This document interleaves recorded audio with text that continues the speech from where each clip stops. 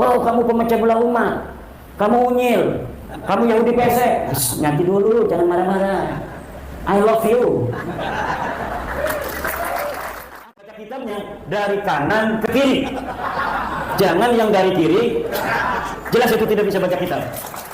Kalau saya punya kartunya Universitas Leiden itu, jadi saya karena pernah ke sana, saya daftar di sana sebagai anggota daripada perpustakaan Leiden. Akhirnya saya bisa mengakses seluruh apa yang ada di internet itu. Tapi kalau saya melihat dari sejarahnya, pertama ada di dada, kedua ada di kaki, ketiga tidak ngaku kalau itu palsu.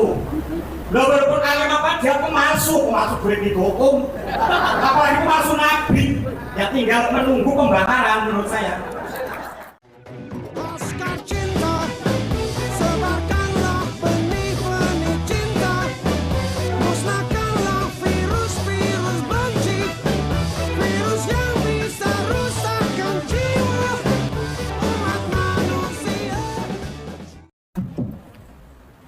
Kita dalam berdakwah, di dalam menyampaikan kebenaran,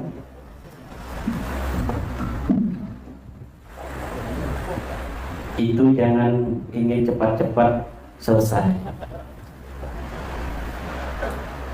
Innal insana lafi khusrin illa alladhina amanu wa 'amilus salihati wa tawasaw bil haqqi wa tawasaw bis. Seluruh manusia dalam kerugian kecuali orang-orang yang beriman, beramal saleh dan senantiasa saling menasihati, saling berwasiat dalam kebenaran dan dalam kesabaran. Nabi Muhammad itu 23 tahun yang punya Jibril 23 tahun. Saya punyanya cuma PWI. Ngopi dulu. Yang punyanya malaikat yang gak ngopi gak tidur 23 tahun itu baru al-yawma akmaltu lakum dinakum wa asmantu alaikum ni'mati wa raditu lakumul islama din.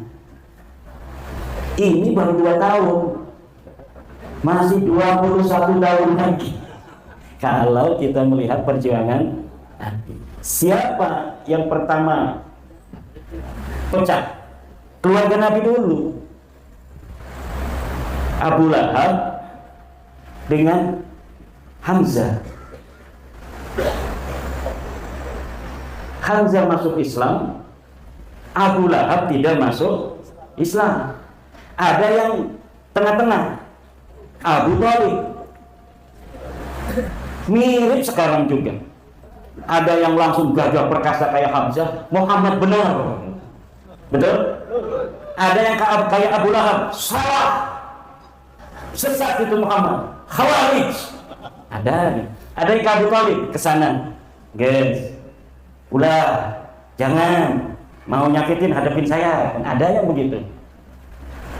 Kan ada orang tua kita ngomong itu, yang pendukungnya Kiai Imad jangan mencaci Habib, caci saya.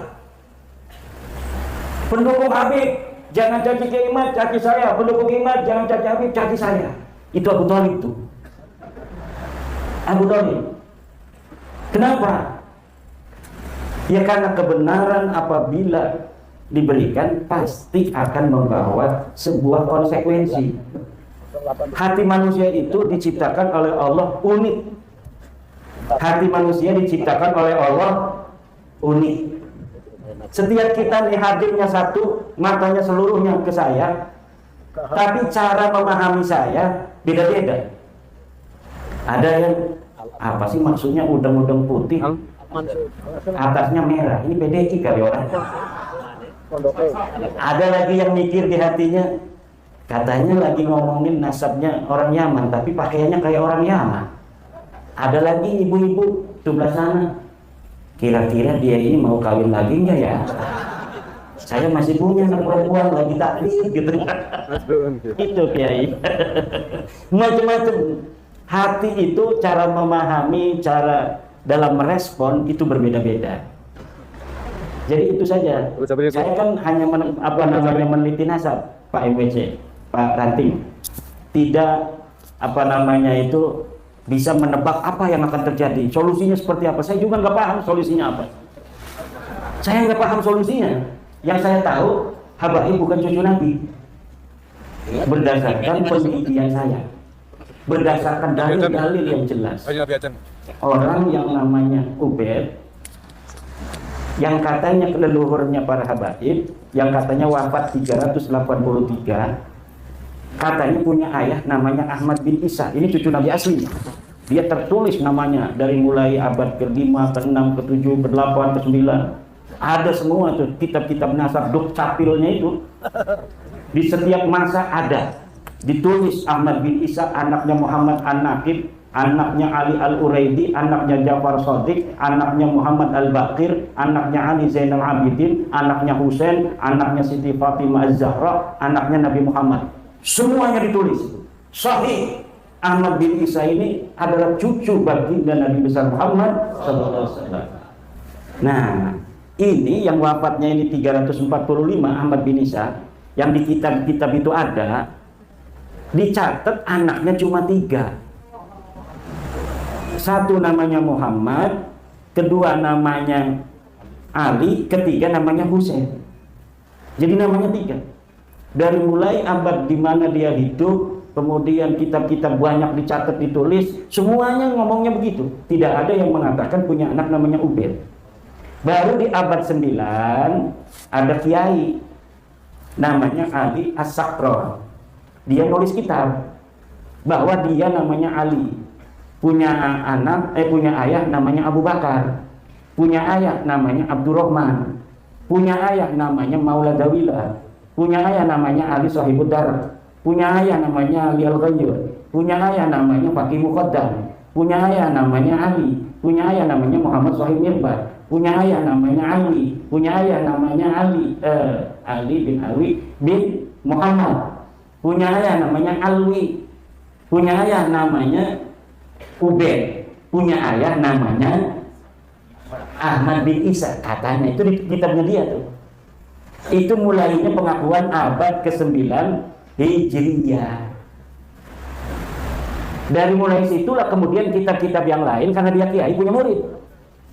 Muridnya nyatet. Termasuk Ibnu Hajar. Dia punya guru sepupunya Ali Al-Sakron ini. Namanya Al-Idrus. Nah, akhirnya sampai sekarang dalam kitab itu, kata Ustadz Hanif Alatas tuh, sudah 180 kitab yang menulis bahwa Ubaid punya ayah namanya Ahmad bin Isa. Kenapa? Ya dari mulai abad 9 itu. Sebelumnya mah nggak ada. Dia tidak tahu kalau sebelumnya orang Irak, orang Iran sudah bikin kitab. Orang namanya Ahmad bin Isa ini aslinya orang Madinah. Dia cucu Nabi itu banyaknya dari kota Madinah. Nanti baru cucunya ada yang pindah. Tapi nggak ada yang namanya Ubaidillah ini pindah kemana? Pindah ke Qum di Iran. Itu ada nanti cucunya Ahmad bin Isa yang pindah ke Qum di Iran. Makanya kemudian yang orang Qum ini nyatet kakek-kakek mereka, keturunan mereka ke atas. Kakek dia namanya Ahmad bin Isa punya anaknya 3 dicatat. Ini orang yang jauh di sana, Yaman. Pada abad selanjutnya 550 tahun kemudian, karena zaman dulu itu nggak kayak zaman sekarang ada YouTube, ada internet, dia nggak pernah ke sana, nggak pernah lihat kitabnya. Jadi nggak tahu kalau di sana banyak kitab yang sudah mencatat nama-nama ini. Akhirnya orang Yaman bikin sendiri setelah 550 tahun wafatnya Ahmad bin Isa, bahwa Ahmad bin Isa punya anak namanya Ubaid. Ini yang kemudian kita teliti, karena sekarang kitabnya udah lengkap semua tuh di internet. Beli di pasar Kebumen kitabnya, apa namanya, kitab-kitab nasab, nggak bakal ketemu. Kenapa? Nggak penting bagi santri. Ngapain kita bin begitu? Apa untungnya kan? Tapi kalau untuk apa namanya peneliti penting. Makanya saya mah langsung mesen habis 3 jutaan kitab aslinya. Jadi PDF-nya punya, kitab aslinya pun punya. Kita beli dari luar negeri. Awalnya waktu pertama nulis saya hanya pakai PDF dari internet, banyak semua kitab ada itu. Kita bisa masuk ke apa namanya Leiden lewat internet. Saya pernah ke Leiden di Belanda, ternyata informasi yang ada di itu perpustakaan Leiden itu bisa diakses di internet. Akhirnya saya hanya mengakses dari internet aja. Kalau bapak-bapak pengen baca surat-surat Utsman bin Yahya kepada Snogbrony, lihat aja tuh, masuk ke perpustakaan Universitas Leiden di internet, klik. Yang penting bisa bahasa Inggris, kalau nggak bisa pakai translate. Kemudian cari manuskrip tentang Utsman bin Yahya, keluar semua itu bagaimana surat-suratnya kepada Snogbrony. Wahai tuanku yang mulia Snogbrony, kalau ketemu dengan gubernur jenderal, tolong sebut nama saya agar saya nanti akan diperhitungkan oleh gubernur jenderal. Begitu, ada itu yang seperti itu dalam bahasa Arab. Karena apa? Orang Belandanya namanya Snogbrony ini pinter bahasa Arab. Makanya Utsman bin Yahya nulisnya bahasa Arab. Banyak tulisan-tulisan Utsman bin Yahya, termasuk tulisan pada Syekh Nawawi. Itu bisa dilihat di perpustakaan Universitas Leiden. Tidak usah ke Belanda, cukup di perpustakaan Leiden yang ada di internet. Masuk di situ, ada yang destructed, artinya tidak bisa diakses. Kalau kita belum pernah ke sana harus punya kartu. Kalau saya punya kartunya Universitas Leiden itu. Jadi saya karena pernah ke sana, saya daftar di sana sebagai anggota daripada perpustakaan Leiden. Akhirnya saya bisa mengakses seluruh apa yang ada di internet itu. Tapi kalau kita bukan anggota, ada yang ditutup, dikunci, ada yang bisa diakses. Surat Utsman bin Yahya bisa diakses siapa saja. Tapi kalau untuk manuskrip-manuskrip tertentu, banyak yang tidak bisa diakses. Kecuali kita jadi anggota perpustakaan Universitas Leiden Belanda. Begitu. Bayar. Jadi kita daftarnya untuk bayar. Itu walaupun adanya di luar universitas, itu nggak bisa diakses dari internet itu, walaupun begitu dekat. Harus anggota. Hebatnya gitu. Makanya kita harus meneliti di sana. PBNU kemarin mengutus juga salah seorang peneliti ke Universitas Leiden. Saya minta juga surat yang lain, karena saya tidak bisa mengakses surat yang bukan dari Utsman bin Yahya sekarang. Yang bisa diakses surat Utsman bin Yahya, langsung dipoto oleh dari teman yang dari PBNU. Selain Utsman bin Yahya, ternyata juga membuat doa untuk Ratu Wilhelmina. Namanya Ismail Al-Atos. Itu bikin surat, bikin doa untuk Ratu Wilhelmina. Kemudian bukan hanya tidak ada di dalam kitab nasab, Pak.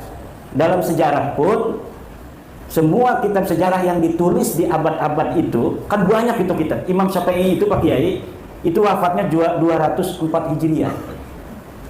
Beliau lahir 150 Hijriah. Kan punya kitab, namanya berjilid-jilid. Ibnu Hisham, berjilid-jilid kitab sejarah. Itu Ibnu Ishaq aja 80 Hijriah. 80 Hijriah sudah ada kitab sejarah Ibnu Ishaq. Kemudian dilanjutkan oleh Ibnu Hisham. Itu di Saudi, di Mesir, di Irak, di Iran, banyak kitab sejarah, termasuk di Yaman. Itu di Yaman ada Musallam al-Haji di abad ke-5 ke-6. Itu tidak ada nama-nama keluarga mereka dicatat itu. Katanya Imam Mujtahid Mutlak. Kalau Mujtahid Mutlak sama dengan Imam Syafi'i. Tapi tidak ada beritanya sama sekali di kitab-kitab sejarah. Ada kitab Tabaqat al-Ulama wal Muluk, As-Suluk fi Tabaqat Ulama wal Muluk. Katanya keluarga mereka sebagai Mujtahid Mutlak, sebagai imam, sebagai orang-orang ulama besar, sama sekali tidak ada di sana. Jadi ini yang terjadi sebagai pengakuan yang sudah ratusan tahun, tapi ketika diminta bukti materialnya sama sekali tidak ada. Itu. Kemudian untuk yang kedua apa itu? Gurunya Thariqah. Nah, kalau masalah Thariqah, udah yang jelas saja Thariqah Khalidiyah, Naqsabandiyah. Gurunya yang jelas silsilahnya. Tuh kayak saya tadi sebutin, Kiai Wahib punya guru bapaknya Kiai Mahfud, punya guru Kiai Hasbullah, punya guru Kiai Abdurrahman, punya guru Kiai Syekh Sulaiman Judi atau Syekh Raud, Syekh Raud dulu ya, Syekh Abdul Raub ke Syekh Sulaiman Judi. Terus kalau Syekh Sulaiman Judi itu sudah banyak jurnal di UIN itu, banyak sekali yang menulis mencatat tentang Syekh Sulaiman Judi, bagaimana silsilahnya sampai Sayyidina Abu Bakar As-Siddiq, itu sudah jelas. Dari Syekh Sulaiman Sunti Jabal Qubais saja ke bawah, jelas apa tidak? Kalau yang Khalidiyah Al-Huda ini jelas. Saya sudah teliti, saya ini peneliti. Jadi kalau misalnya saya mendengar itu sana ada thariqah di Banyumas, thariqatnya Baiyah, saya teliti. Sebelum saya siqah. Oh, ini pasti garis apa namanya sejarahnya. Apalagi ini dari ayah ke anak. Dari ayah ke anak, dari ayah ke anak. Jadi sebenarnya bukan karena dia Balawi kita nggak boleh untuk mengambil ilmu atau thariqah, bukan. Tapi sanadnya nyambung apa kagak? Teliti dulu silsilahnya itu. Bener nggak dia berguru kepadanya? Katanya ngambilnya ke Mbah Ilyas, kok tarekannya Sadiliyah? Kan aneh itu. Kalau Mbah Ilyas ya sama dengan Mbah Hasbullah, Naqsabandiyah, Khalidiyah. Ini katanya ngambilnya ke Mbah Ilyas, Mbah Malik ya. Tapi kok jadinya Sadiliyah? Ya ini berarti nggak nyambung. Ini bahaya kalau tarekan nyambung, kita bukannya usul ke Allah, ke yang lain. Ke Borobudur nanti. Udah, thariqah yang jelas-jelas saja. Thariqahnya Kiai Nusantara. Apa ada lagi? Kiai Mustahil mah itu mah bukan pertanyaan, curhat dia mah. Curhat dia. Udah yang lain. Baik, benar. Tadi banyak disebut nama Utsman bin Yahya. Manhua siapa? Dia itu dia adalah mufti pemerintah Belanda yang dibayar setiap bulan oleh pemerintah Belanda. 100 golden. 100 golden. Berapa juta sekarang? Ya semiliar. Enggak tahu saya. Ya. Bedanya dengan Basim Ali akan dijadikan mufti tapi tidak tersah oleh Belanda. Oke, ya. Sebelah kanan kita. Oh ya, depan. 1, 3, ya. 1, 2, 3 dulu. Oke, nama sebut ya. Asal. Assalamualaikum warahmatullahi wabarakatuh. Waalaikumsalam. Ya. Saya Ahmad Effendi dari Kalifornia, santrinya Naromi Rahim. Pak Matur, sebelum pertanyaan, begini Pak Yai, saya yakin di antara ratusan atau ribuan pengunjung pada malam hari ini hanya 1-2 orang yang pernah kemudian itu menelaah basis pandangan. Tetapi saya yakin kebanyakan mereka termasuk saya bersyukur dengan adanya basis pandangan. Artinya apa? Penerimaan terhadap basis pandangan bukan karena kami paham basis pandangan, tetapi basis pandangan menjawab keresahan kami selama ini terhadap perilaku para baklawi atau habaib ini yang khususnya di Indonesia, khususnya kepada kita para santri dan kaum nahdliyin yang jadi targetnya, ini perilakunya sudah bahasa istilah Jawanya adalah kebangetan. Memaksa untuk kadang-kadang meminta sejumlah tinggal uang dan lain-lain. Jadi kami begitu senang dengan adanya tesis panjenengan, walaupun sampai hari ini saya pribadi pun belum pernah membaca tesis panjenengan. Tapi saya bersyukur. Tetapi hari ini saya agak tergelitik ketika teman-teman muhibin mengirimkan video saya, potongan-potongan video di situ yang isinya begini.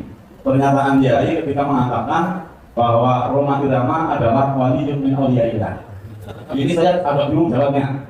Artinya saya ingin ikut menjawab artinya untuk sebagai pembelaan terhadap keinginan saya terhadap tesis panjenengan. Tapi saya juga bingung. Ya, ini mumpung sekarang Romo Yai ada di sini.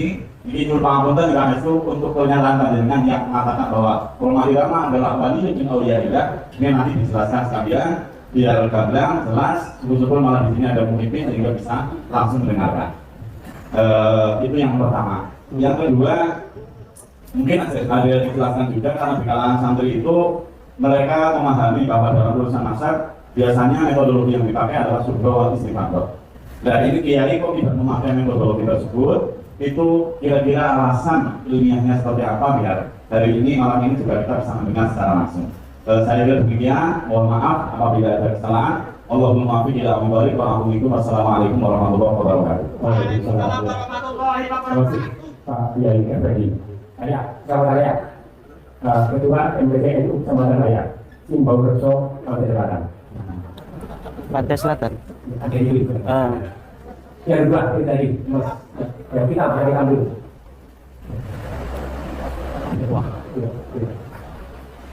Assalamualaikum warahmatullahi wabarakatuh. Mohon diperkenalkan, saya nama Pujiono SPD atau Pujiono Kejunan dari Kabupaten Wonosobo, murid Torekoh dari Bapak Kiai baru 9 bulan. Udah suluk?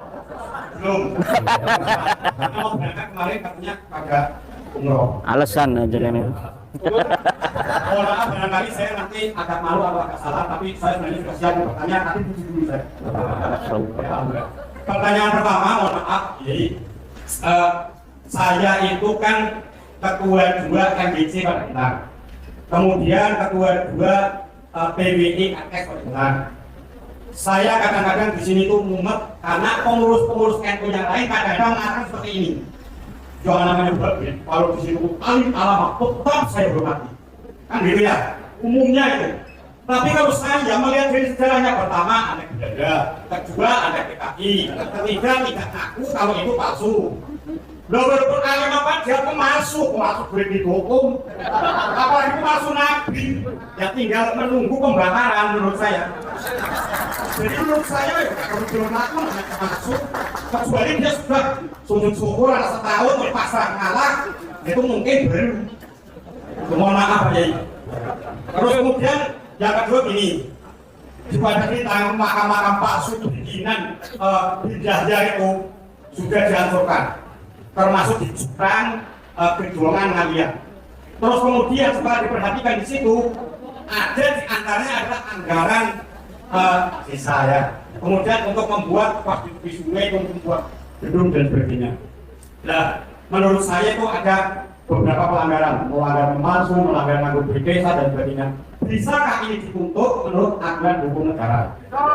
Ya, nanti biar dijelaskan. Saya kira itu pertanyaan saya dan semoga benar-benar nanti saya memperoleh penjelasan yang jelas dari Bapak. Akhirul kalam, wabillahi taufiq wal hidayah. Assalamualaikum warahmatullahi wabarakatuh. Tentang Bang Haji Roma Irama ya, apakah dia wali atau bukan? Sebelum saya jawab itu, wali itu ciri yang sangat melekat pada wali sesuai dengan Al-Quran adalah adamul khawf wa adamul hazan. Ala inna awliya Allah la khawfun alaihim wa la hum yahzanun. Ingatlah, sesungguhnya para kekasih-kekasih Allah, para wali-wali Allah tidak punya rasa takut akan sesuatu yang akan dihadapi, wa la hum yahzanun, dan tidak pernah bersedih tentang apa yang terjadi dan sudah terjadi. Itu ciri wali. Dan itu dua-duanya fi'lul qalbi, la ya'lamuhuma illallah. Tidak ada yang tahu masalah apakah dia punya khauf, apakah dia tidak punya khauf, apakah dia punya hazan atau dia tidak punya hazan, itu tidak ada yang tahu kecuali Allah. Tetapi kita bisa berhusnudzon pada orang yang berani dalam menyampaikan kebenaran. Itu kita bisa berhusnudzon. Wah, wali Allah ini. Orang yang kalau anaknya wafat sedih sebentar saja, tapi dia masih bisa mengerjakan hal-hal lainnya, kewajibannya. Yang biasa ngajar-ngaji aja. Yang biasanya kerja biasa dia. Kelihatan dalam wajahnya ada rasa sedih sebagai manusia, tetapi tidak mengurangi atau menghalangi aktivitas dan tugas-tugasnya. Itu bisa kita husnudzoni sebagai seorang wali. Tapi hanya husnudzon. Hakikatnya hanya Allah. Nah, sekarang mengenai Roma Irama, sebenarnya saya tidak mengatakan itu.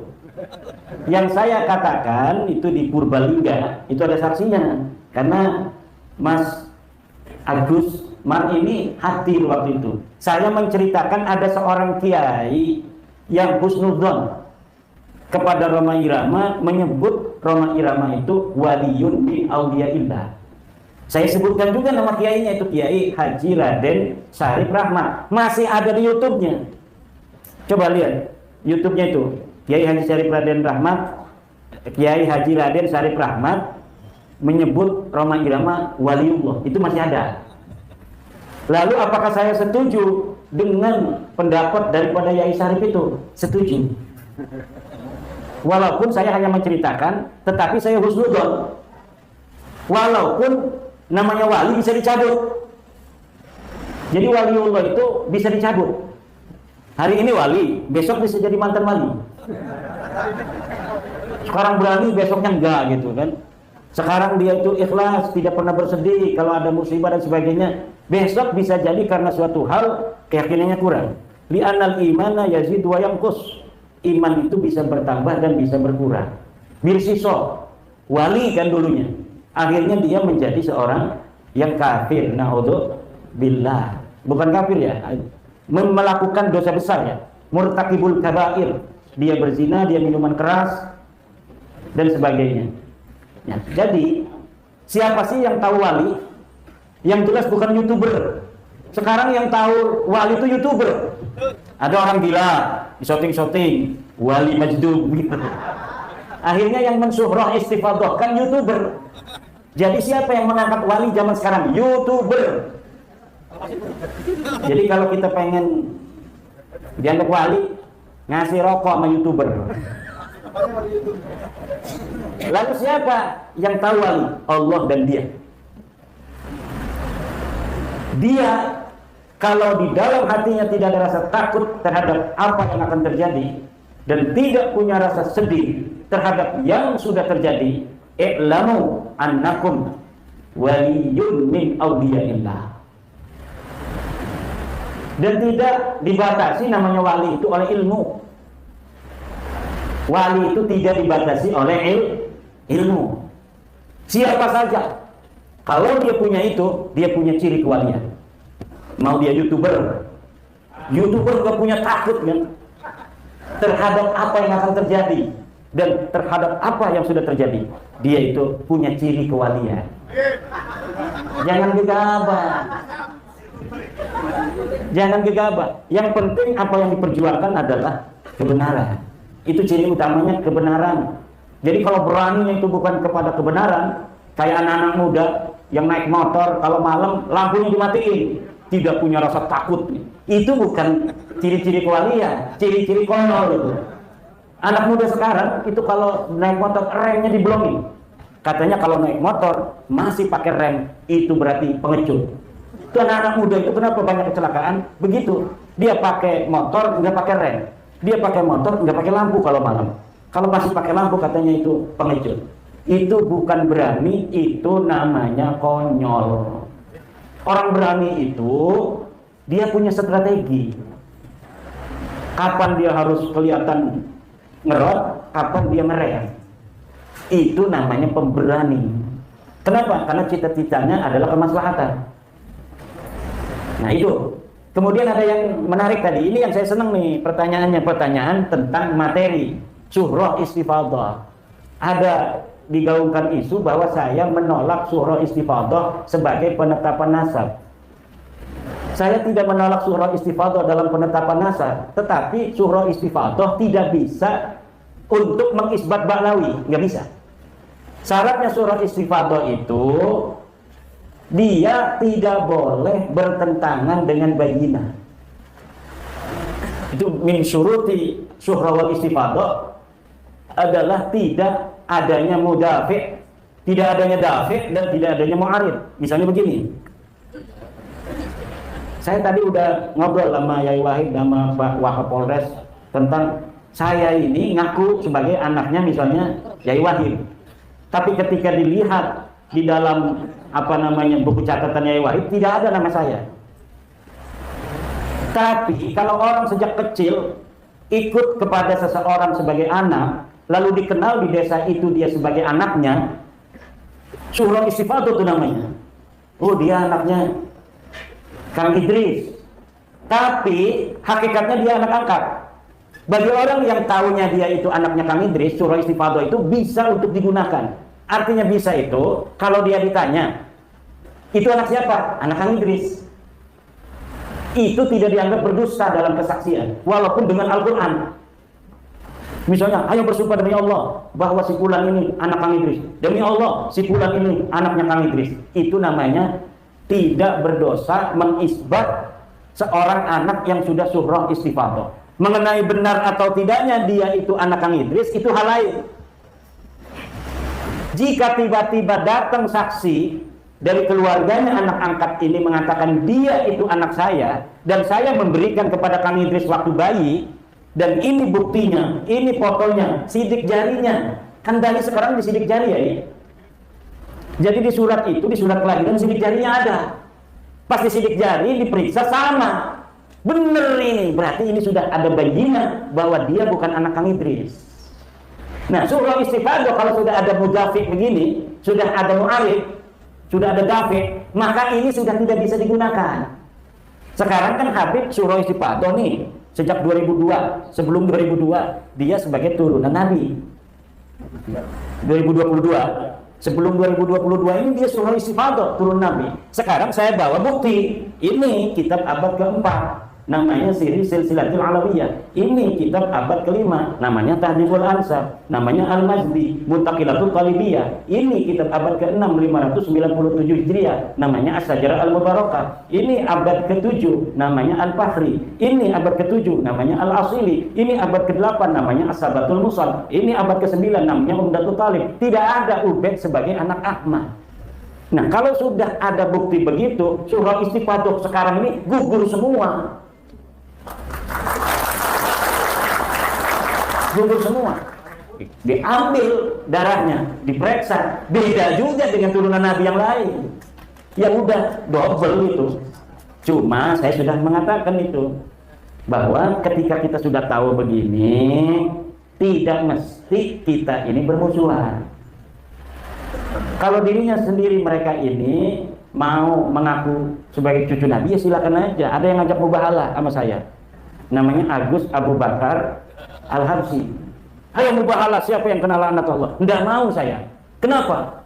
Saya kalau bermubahalah dengan yang sudah jelas begitu, saya zalim hukumnya. Orang saya sudah tahu kok. Kayak tadi tuh, orang tuanya ini, orang tuanya kan yang ngomong sama anaknya ini, kamu bukan anaknya Kang Idris, kamu anak saya. Tidak mau, saya anaknya Kang Idris. Mubahalah, siapa yang dapat laknat Allah? Jelas ibunya ini nggak bakal mau. Karena ibunya tahu ini anak dia. Kalau dia mau bahala anaknya yang akan celaka. Saya kepada habaib itu begitu. Tidak mau saya melihat habaib itu membawa-bawa nama anak keturunannya untuk celaka. Tidak mau saya. Tapi kalau untuk hanya dia saja misalnya, mungkin lama-lama akan saya layani itu kalau dia maksa-maksa terus. Kalau dia maksa terus, ayo kita mau bahala. Boleh, tapi jangan bawa anak cucu. Anak cucu yang gak berdosa ke bawah-bawah nanti. Kamu saja, siapa yang mati dulu? Siapa yang boleh nanti lama-lama. Tapi sekarang saya masih nggak mau. Kenapa? Karena memang itu bukan tujuan saya untuk membuat mereka itu menjadi orang terlaknat. Bukan. Saya hanya kasih tahu ini kewajiban ilmiah. Bahwa saya tahu kamu bukan cucu Nabi. Wow, kamu pemecah belah umat. Kamu unyil. Kamu Yahudi pesek. Nanti dulu, jangan marah-marah. I love you. Aku cinta padamu. Kalau aku tidak cinta kepadamu, akan saya biarkan aja, biarin aja dia. Tapi selain aku cinta padamu, aku juga cinta kepada putra-putri Nusantara. Yang dengan oknum-oknum yang banyak itu mengaku-ngaku cucu Nabi, menjadikan saudara-saudara saya putra-putri Nusantara banyak yang dizolimi. Setelah saya tahu kamu bukan cucu Nabi, dan masih banyak saudara-saudara saya yang mengakuinya, walaupun dengan mengakuinya itu mereka rugi dunia akhirat, kewajiban saya untuk mengatakan dan merayu, mendakwahi, menasehati, mewasiati saudara-saudara saya, mereka bukan cucu Nabi. Kalau kamu mah urusannya, masalah kamu itu urusan sendiri. Mau ngaku ya itu kan kebebasan di dalam meyakini sesuatu. Tetapi kalau hubungannya dengan saudara-saudara saya, Mukibbin, ini kan saudara saya Mukibbin ini mantan Mukibbin, ini mantan Mukibbin, ini mantan Mukibbin, ini mantan Mukibbin besar ini. Saya mantan Mukibbin juga. Banyak yang pernah kita berikan karena kita mengharapkan cinta kepada Rasulullah dan cintanya Rasulullah kepada kita. Kemudian kita memberi sesuatu kepada orang yang mengaku keturunannya. Walaupun kita juga punya riwayat sebagai keturunannya, tapi kan kita tidak ngaku-ngaku. Kita mau dipegang aja sendiri, bisa jadi nanti akan ketemu Rasulullah, diaku sebagai anak cucu bener. Alhamdulillah. Lebih baik kita deg-degan apa bener apa bukan ini silsilah orang tua kita. Tapi kemudian kita karena benar apa tidak begitu, kemudian kita tidak mengaku-ngaku di hadapan orang. Lalu ketika ketemu Nabi, wahai cucuku sini duduk bersamaku. Daripada orang yang tiap hari ngaku-ngaku sebagai cucu Nabi, marah kalau bukan dibilang bukan cucu Nabi, pas ketemu Nabi, wahai kakekku, kakek moyangmu, saya bukan kakek kamu, sana kamu. Daripada digituin, malu-maluin. Betul atau tidak? Dan saya kalau tidak yakin apa yang akan saya sampaikan ke masyarakat itu sebelumnya itu adalah kemaslahatan, saya tidak akan sampaikan. Lama itu. Bagaimana saya, apakah ini maslahat apa tidak buat habaib terutama? Ini maslahat ataukah tidak untuk umat Islam? Kalau maslahat, ya Allah, berikan keteguhan padaku untuk mau mengungkapkannya. Kemudian Allah memberikan keteguhan, ungkapkan. Buktinya tidak ada penghalang waktu saya mengungkapkannya.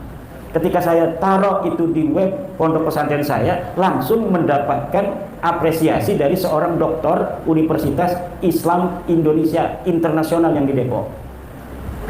Nanti akan saya bahas katanya di channel YouTube saya. Dibahaslah oleh beliau. Waktu itu belum banyak yang mau nonton.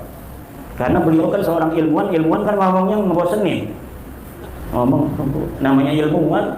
Saya kalau ngelihat itu Dr. Sugeng ngomong, itu harus berkali-kali itu di YouTube itu untuk bisa memahaminya.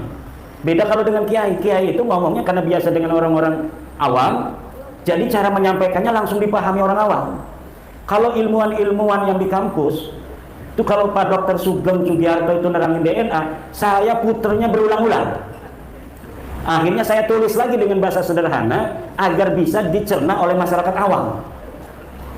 Bahkan saya nanya dulu, ini saya tulis begini, Pak Dr. Sugeng bener nggak yang saya tulis ini, yang diterangin Pak Dokter itu? Bener. Baru setelah itu saya sampaikan kepada admin RMI FU Banten dan nahdlatululum.com. Begitu. Nah, jadi hari ini ya semuanya sudah selesai. Sebenarnya urusan nasab ini sudah selesai. Dari mana sudah selesainya? Ya dari debat di Rabitah Alawiyah kemarin yang ngelawan kursi kosong itu. Ngelawan kursi kosong aja berat mereka. Hanya moderator dari orang dia itu mereka susah menjawabnya. Karena apa? Karena memang tidak ada. Karena memang jawabannya tidak ada. Bukan mereka bodoh. Kalau ilmu mah itu kan walaupun ada takarannya, tetapi kadang-kadang kan ada aja orang lebih tinggi dari ilmu tertentu, tapi ilmu yang lain tidak paham. Kalau masalah nasab begini, masalah emas yang ada suratnya apa palsu apa tidak, ya cuma dua. Satu, telusuri surat ini dari toko mana, ada nggak tokonya yang mengeluarkan. Yang kedua, uji di laboratorium benar apa tidak ini emas. Hanya begitu saja. Dan ini sudah terbukti bahwa memang mereka tidak memiliki data. Kenapa mereka tidak memiliki data? Ya karena memang selama 550 tahun itu tidak ada sama sekali itu. Nama-nama itu nama-nama yang dibikin. Mulainya dari sekarang nih, saya pengen ini ke Gajah Mada, tapi saya tahunya hanya sampai kakek saya. Ya dari kakek saya dibikin nama-nama supaya sampai Gajah Mada. Begitu ceritanya tuh ya. Nah kalau dicari di bukti sejaman, ya nggak bakal ketemu. Kalau Empu Sendok ada di Tebu Ireng, di Jombang, bener nggak? Ada prasastinya di Jombang. Di Pasuruan ada prasastinya Empu Sendok. Dilihat tahunnya 932, bener ada. Tapi kalau Ubed, kenapa itu dicari-cari naskahnya tidak ada, prasastinya tidak ada? Karena orangnya tidak ada. Jangan gegabah. Orang yang tidak disebutkan bukan berarti tidak ada. Betul. Yang tidak disebutkan bukan berarti tidak. Tadi saya nyebutin nama kiai-kiai beberapa, kebanyakan kalau semuanya. Yang tidak disebutkan itu ada kan? Tapi saya tidak sebutkan. Kenapa? Kebanyakan. Betul nggak ya dong? Ada lagi tidak disebutkan dalam kitab bukan berarti tidak ada ya. Tidak disebutkan bukan berarti tidak ditemukan. Kalau ini ditemukan tapi tidak disebutkan. Tidak ditemukan bukan berarti tidak ada. Betul. Sekarang ini Yai Mubarak tidak ditemukan nama saya. Mana itu tadi orang? Habis melantik orangnya kabur. Tidak ditemukan nama saya di sini. Tapi orangnya ada. Betul nggak? Yai Mubarak kan ada kan? Ada. Di mana? Nggak tahu. Tapi orangnya ada. Kenapa saya mengatakan orangnya ada? Karena sebelum sekarang ini saya udah ketemu dulu. Waktu tadi, waktu baru datang salaman sama dia. Berarti yakin ada korina, Yai Mubarak ini orangnya ada. Tapi sekarang tidak ditemukan. Makanya itu teori adamul wujdan la yaqtadi adamal wujud itu betul, tapi biqara'ina, harus dengan korina-korina. Korinanya apa? Seperti tadi. Kitanya pernah bertemu dengan Yai Mubarak, tapi sekarang tidak ada, tidak ditemukan sekarang ini, bukan berarti Yai Mubarak tidak ada. Dari mana tahunya? Karena ada korina. Sebelum ini kita pernah